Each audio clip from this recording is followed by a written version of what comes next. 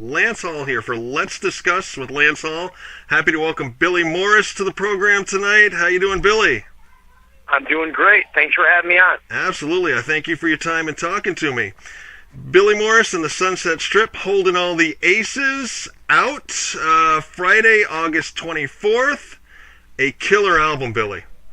Oh, thank you very much. It's about 3 years in the making, but many more years than that. It's some of the songs I've had written for many years, but it took me a good 3 years to get them all recorded, and I'm really stoked to have it come out on High Vol Music. Absolutely. Bill and Lori Chavez, good people, and they do great for their artists. First question, I gotta ask, who's the chick on the cover? That's a good question. I want to know the same thing. Really? I don't know. That's going to be a question that I'm going to find get answered because she's stunning. Yeah. I got to meet her, right? Exactly. She's a cover girl, you know? We have a connection, yeah. All right, let's talk about the band a little bit. Of course, you got you on guitar. You got Rob, is it Samay? Rob Samay, yep. Samay on guitar. Rob Brown on drums. How do you Ray distinguish Brown which on Rob? drums? No, that's the other one's Ray Brown. Ray Brown. Okay. I was going to say, how do you distinguish between the two Robs? Ray Brown. My apologies. Is there to a Ray. typo? It could be a typo, or it could be in my notes too. I'll blame it on me. And Paul Lewis on bass. Paul Lewis on bass. Okay. That's the four members. And I also have, for our live shows, a guitarist named Aaron Atkins. He's been my longtime lead guitar player off and on, and I included him on some of these songs. And some of the ripping leads you hear on there, he recreates live for me, so it's great. Excellent. The other thing I noticed, everybody in addition to the instruments, all credited with backing vocals, and that came up big on the album throughout the songs that I was listening to. Was that important to you when putting the band together? Actually, it was important, but it wasn't a deciding factor. It just ended up that way. Okay. So, yeah, there's some big vocal harmonies on there. We could pull them off live, but no backing tracks, no iPods. We have a saying, people come to hear us play, not press play. Right. Yep, absolutely. Very good. Yeah. 14 songs. Mike, is the S silent on his last name? Is it Zutar? Yes. Mike Zuter. Okay. Yes. Produced and mixed with you, a longtime friend of yours, I think. Yeah, we started bands together in the late 80s and remained friends. Later on, in the 90s, he moved out to Vegas. We remained friends. He was the reason that I got to join Paul Gilbert's band and do the Japanese thing and Korean tours with Paul Gilbert. And he's been like my main songwriting partner all these years. And like I said, some of these songs are a little older. There's some newer songs, but the older songs were songs that are written with him. And I'm always glad to email my song ideas to him and see what he can turn up with, because he puts the magic touch on a lot of things. Yeah. The songs are great, and that's what I want to dig into, because I, of course, had, an advance thing to stream file, I want to say. I'm used to saying album, I say that a lot. What is it? Is it a CD? Is it an album? Some people are saying that it's a release. Right, okay. So let's go with file. Yeah, and an advanced release of it. Party Like the Weekend, total anthem.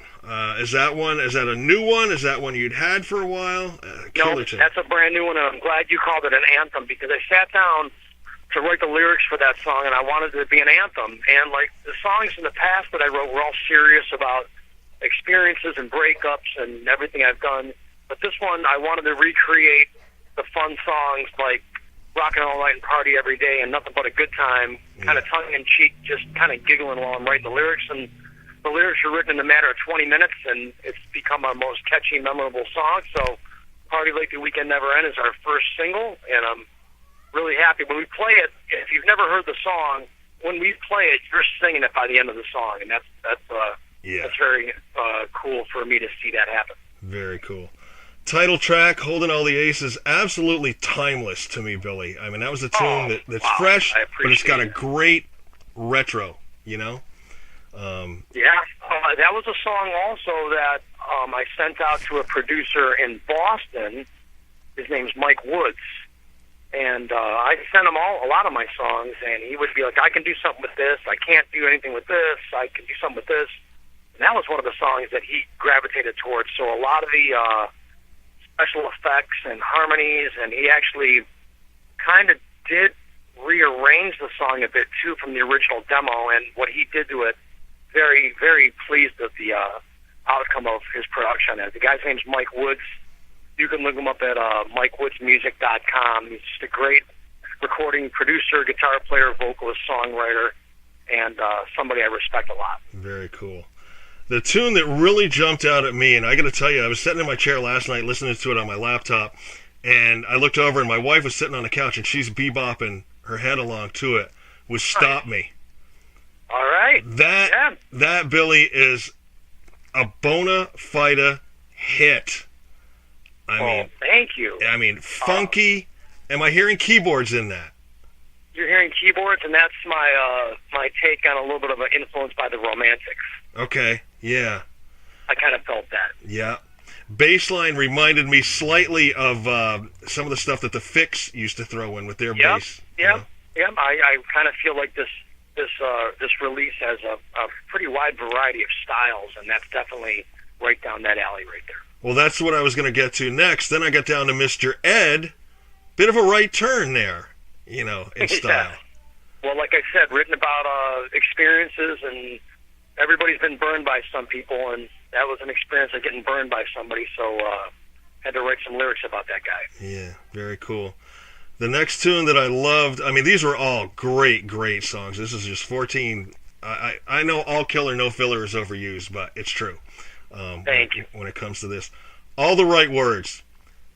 Absolute perfect blend of instruments and vocals. The mix and the way everything, that's another phenomenal tune. Well, thank you. That's an older one. That was one with Mike Zuder, and that's an older one. And I felt the same way. So when we started putting songs together for this, I told Bill, the owner of the label, I said, I've got about 70 songs. So you can imagine that, we had to whittle down from 70 songs. So they had to be pretty strong to make the cut. And I really feel strong about that one. And I've had the same response from other interviews. They've brought that song up. It's pretty deep and means a lot. Kind of got some emotion to it. Yeah. The next question I got to ask before I get into the last couple of songs I got to talk about, did you pay attention to sequencing on the album, or was it just sort of put together? I did pay attention to that, and the reason why the first song is called Lose Control, and it's kind of my opening track, sort of like Hello There, Ladies and Gentlemen by Cheap Trick. It's kind of saying, hey, are you ready for the show? Do you want to lose control? And that I knew was always going to be the opening song. And then I always thought that our first single was going to be Party Like the Weekend Never Ends, so that's number 2.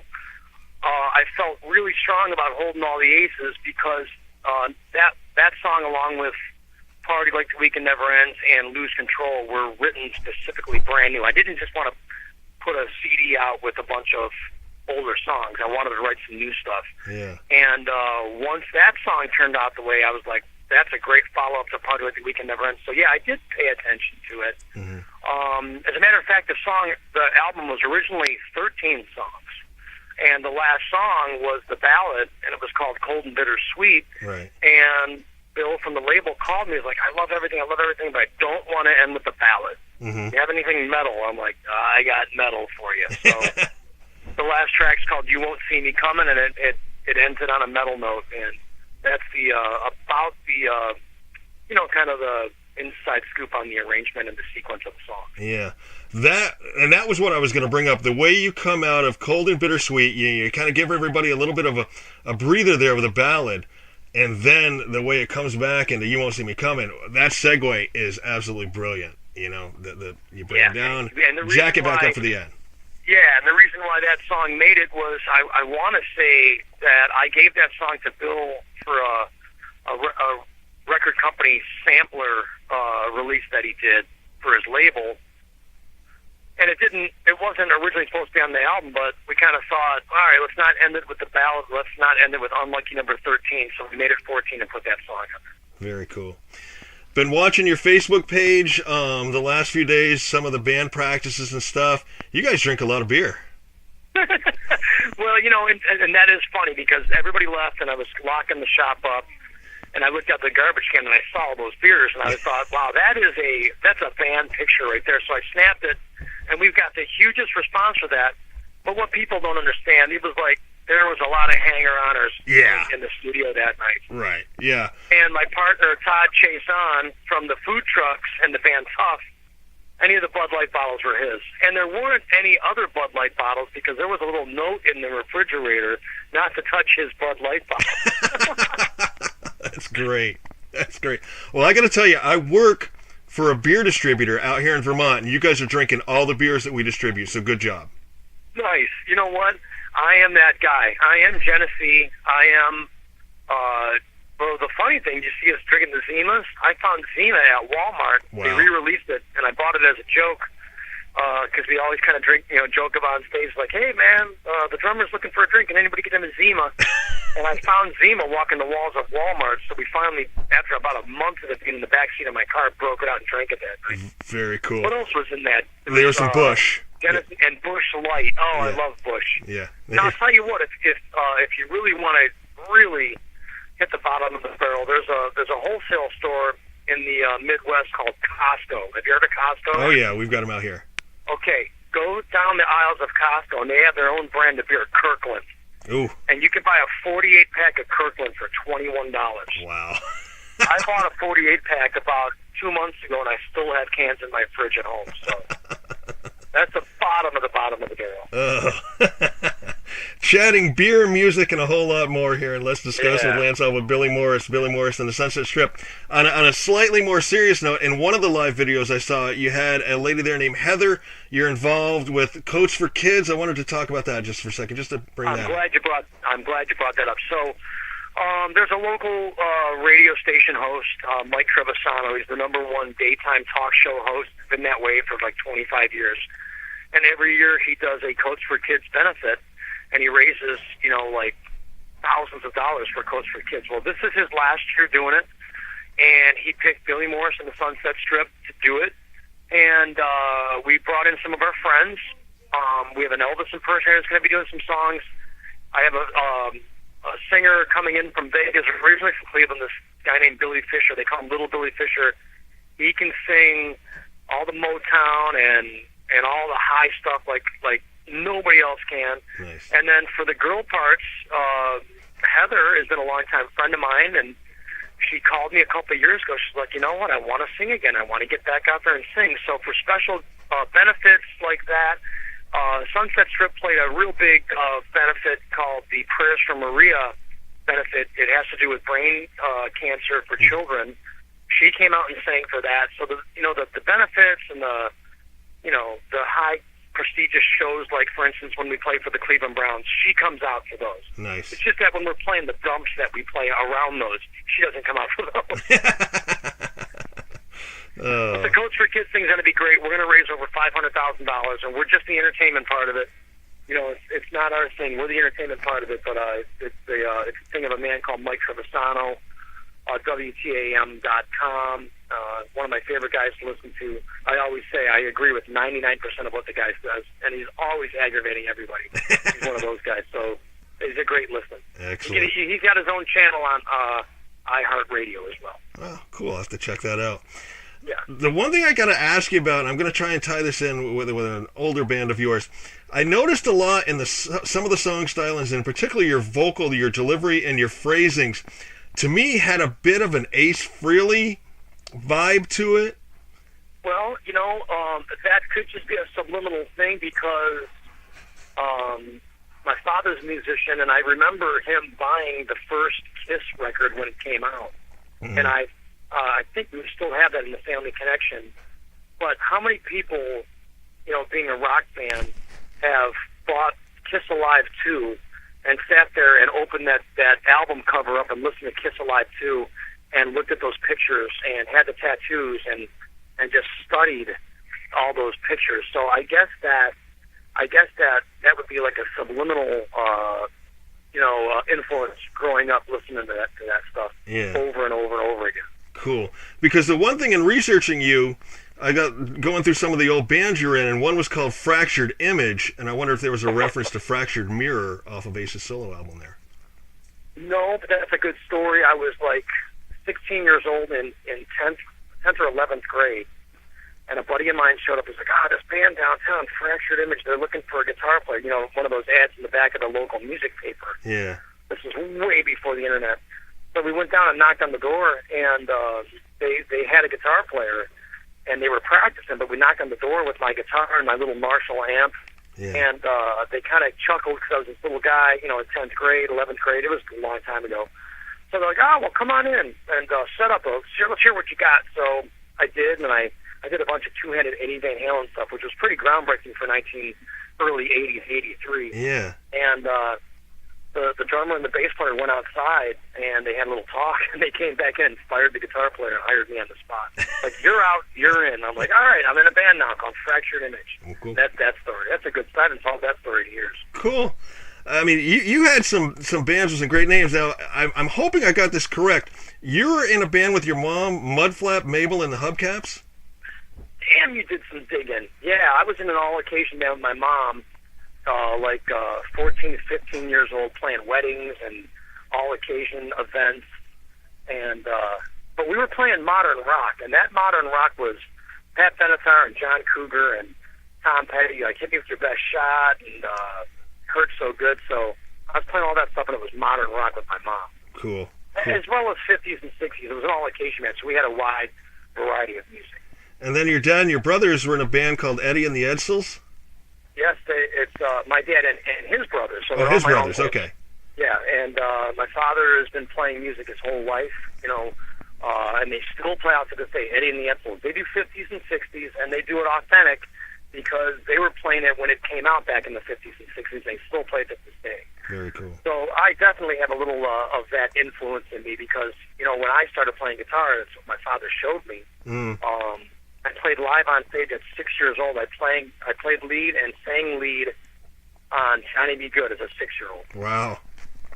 That's awesome. Which was pretty cool because last week we played at the Cleveland Browns Stadium, and my 6-year-old son came up and jammed with us, and he sang Party Like the Weekend Never Ends. And we break it down after the guitar solo where it's just hand clapping and, you know, the chorus. And in front of the Cleveland Browns Stadium with thousands of people around. Here's my 6-year-old singing his heart out. It's on YouTube, and it's Facebook and YouTube, so it's search that out.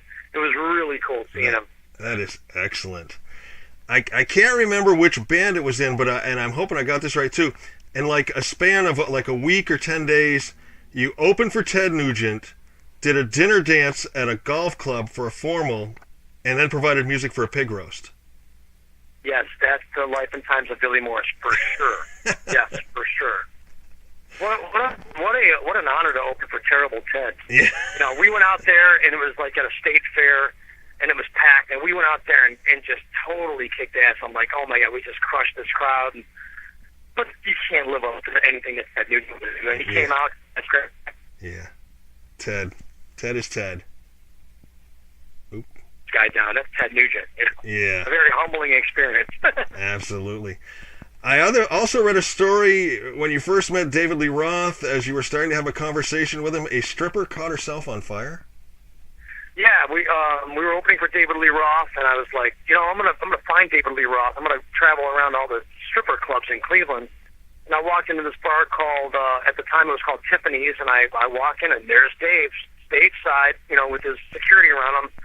And I walked up, and they let me say hi to him. I shook his hand. Hey, Dave, honor, I'll be opening up for you tomorrow night. And he put his hand out, and I grabbed his hand, and we're shaking hands, and all of a sudden, this big flame goes off, and this girl catches herself on fire right in front of us. And they started beating her with, like, area rugs, throw rugs to try to put her out, and they got her out, and it smelled real bad. So I always say, yeah, I'm sure David Lee Roth wouldn't remember who I was, but he'll remember the time that the girl caught herself on fire. Very good. Plans to tour the album with Billy Morris and the Sunset Strip? Can you repeat that one more time? Do you have plans to tour the album now that it's out? Oh yes, we do. We have no definite plans, but I want to tour regionally. I have a great business at home and a family at home, so I wouldn't want to get in the van and drive out, you know, and hit every single club. But I'd like to tour regionally for a week or two at a time, but only if this CD album release gets a little traction on the radio. Mm-hmm. So if the single were to hit some radio stations and we could go out and play in front of some real crowds, I would definitely do that. But I've done all the touring that I want to do in my past, and to get in a van and go play little clubs for 32 people here or there, that's not what I'm all about now. But if we were get lucky to get some radio airplay and have this CD get some traction, it would definitely be in the mix. And then who knows? It could take off. I have a lot of confidence, and I do have the belief in the power of positive thinking. And I think there's some great songs on this, and I think that it has a chance to really do something. So who knows? There could be something down the line. I believe it as well. I mean, this is really quality rock and roll, and the spirit of it and everything. It's coming back, and everybody that I've talked to, they're just ready to party. Like the weekends. Yeah. I definitely believe it. I do like I like the fact that the band Steel Panther's out there, and I know the. I lost you there. Steel Panther style of the the big guitar riffs and the big vocals and 80 style harmonies and stuff. I like their show. I like their friendliness, their happiness, their comedy value. The X-rated lyrics isn't me. That's not Billy Morris. But if I could be a Steel Panther style band, okay. Billy, any plans for any videos for any of the songs? Yeah, as a matter of fact, I talked to a video producer just yesterday, and I've got the ideas for the song "Hardly Think We Can Never End," the idea for the video in my head. And when I told it to him, he came up with some ideas. So he's gonna produce it and film it and edit it, because I'm not a video editor or a producer. And he's starting to think of producing the idea that I came up with. And it's kind of it's gonna be a fun ruckus video, and it's going to end with the band in a club, and everybody's going to be partying like the weekend never ends. It's going to be a party video. Very cool, very cool. And I'll tell you, if I can throw my 2 cents in, I'll go back to it again. "Stop Me" is a hit. It's a hit. Well, you know what? I may just do that and give you a cameo in the video when we do that song. How's that? Let me know. Make a trip to Cleveland, Cleveland rocks. I'll be there. Yes, indeed. You got it. Billy, I always like to wind up with just some fun questions. I'm hoping these are questions that you've never even been asked before. Sound good? All right, for sure. Way into it. Fastest you've ever been in a car? My brother is a imported car guy, so I've been up to about 140 miles an hour, 140, and then back down to like 10 miles an hour, just as fast. But that reminds me of a story that my father told me, and this is the truth. Back in the 60s, him and his band bought all matching Jaguar XKEs. He told me that, and this was before car seats, as an infant, he took me out in Vegas. Yeah. He goes, the guys, we went out on the highway and got up to 165 miles an hour, but I slowed down. At 145, I stopped. I slowed down. I'm like, "Dad, why'd you slow down?" He goes, "Well, I had you in the car." So at 145 miles an hour in a Jaguar at like 6 months old, I think that was the fastest. But recently, my brother's an import car guy, so we go fast all the time. Cool. Very cool. Late at night and you're hungry, what are you going to grab for a midnight snack? Oh, that's great that you just asked that, because we've already discussed it. We're driving back from a show. Probably our late night, which is always open, is definitely Taco Bell. All right, cool. Favorite smell? Favorite smell? Well, I'll tell you what. Todd and I have this food truck business called Smoke and Rock and Roll, and there is nothing like a smoker full of beef brisket with some hickory and cherry wood. There's nothing like that smell, and it's still, after all the years of food trucking, we still love that smell. That's something else. Yeah, it is a good one. Favorite old school wrestler? Oh, Jimmy Superfly Snuka. The Superfly. Yeah. Yes, indeed. All right, last one, and I have the most fun with this one. If they were to make a movie of your life, who would you have play you in the movie? And it's your life, your movie. You can pick any actor. Oh, wow. Oh, man, that's a good, catch me off the bat. Wow. I'd have to say Brad Pitt, because I resemble him. Okay. Yeah, I could see that. I'm just kidding. I could see it. I think Brad Pitt's a great actor. I'll tell you why. If you notice in Brad Pitt, all of his movies, he seems to always be eating. Watch Brad Pitt's movies. He's always eating in every movie. All right. And I'm a big foodie, and I got those food trucks, so I'm going to say Brad Pitt because he's always eating in the movie. Very cool. Last question. You've done your craft playing guitar and songwriting. What makes a great guitarist? A great guitarist is somebody that says something. There are many guitar players out there that shred a million notes, but they don't say anything. So to me, a great guitar player is somebody that says something to you with his guitar playing. Good answer. Very, very cool. Billy, I wish you all the luck with everything here. Once again, I've been chatting with Billy Morris. Billy Morris and the Sunset Strip, the album Holding All the Aces, out now on High Vol Music. 14 killer tracks if you are looking for some great classic sounding rock and roll, but you've got some ballads, you've got a little bit of metal, you've got almost a tiny smidgen of grunge in there. I'm sounding like Guy Fieri on Diners, Drive-Ins, and Dives, right? You know? I love that guy, yeah. You know, it's got some nice crunch, you got the taste in the middle, you got the flavor at the end, and, you know, it's lights out, as he would say. That's great. I'll take that all day long. All right. Billy, I thank you very much for the time. Take care. Safe travels to you, my friend. We'll chat with you, and if you do that video for Stop Me, I'm in Cleveland. You're in. All right, take care. Thank you. You got it. Bye-bye now. Bye-bye.